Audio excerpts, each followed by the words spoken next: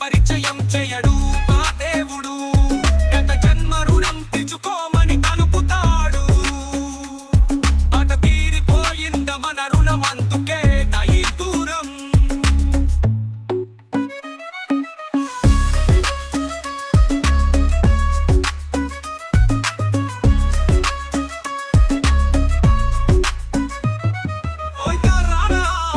జీవితంలో ఎవరిని ఊరికే పరిచయం